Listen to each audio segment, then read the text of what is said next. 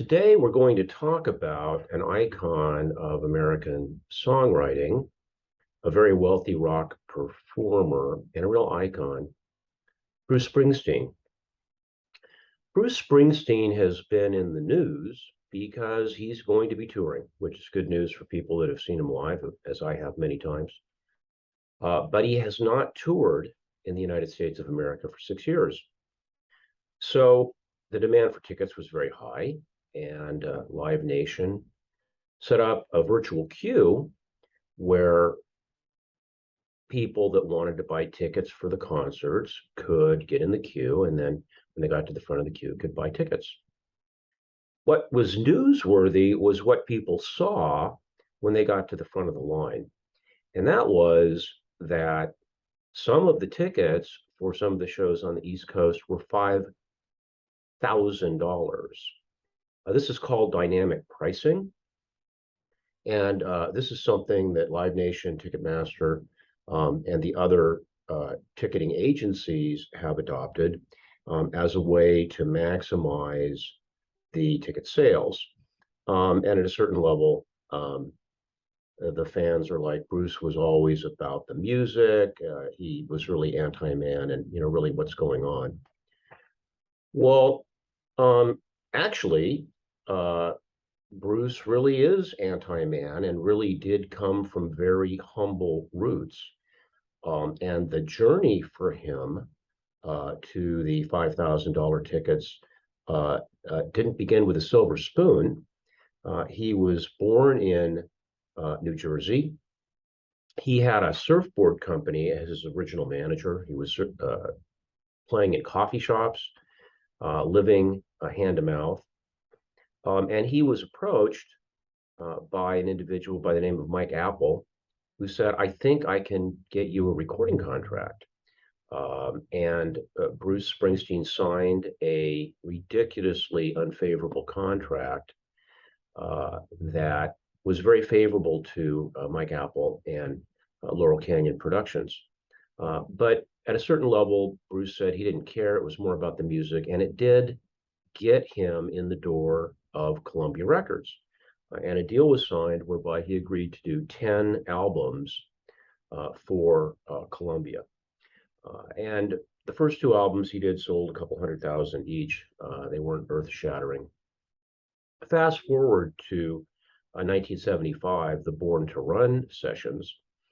And the sessions were having some mixed results.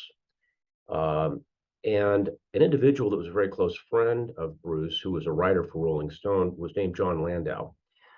And John Landau was brought in to co-produce the album. And lo and behold, it became a runaway success. It put Springsteen on the cover of Time and Newsweek and the voice of a new generation. So now all of a sudden, he's a recognized rock star, and a lot of money's coming in, but not much going to him. Problems start developing between Springsteen and Apple over the amount that Apple is taking on all of these albums, and Springsteen isn't getting. But the ultimate breaking point for the two of them was that Bruce Springsteen said, I want to do another album, and I want to work with John Landau. And Apple said, no, you can't do that. That, needless to say, resulted in the initiation of litigation by Bruce Springsteen and a countersuit by Apple. And it basically kept Bruce Springsteen out of the studio for 2 years while bitter knees, elbow, and dagger litigation went on between Apple and Springsteen with accusations of mismanagement and failure to account. Ultimately, as the case was approaching trial, Apple gave up essentially all of the publishing rights for $800,000, reduced his points, and Springsteen was free to make his own professional and musical choices, and indeed recorded Darkness on the Edge of Town, but there was a delay of years.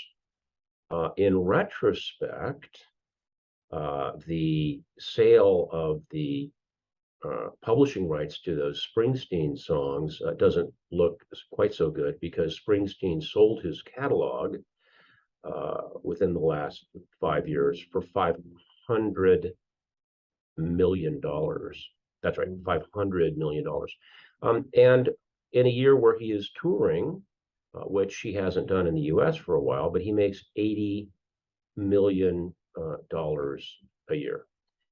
So at a certain level, we can say, well, maybe Bruce Springsteen at this point is the man. But he came up through coffee shops. He had to fight for what he got. And there's no question that the Bruce Springsteen origin story is as blue collar as they come.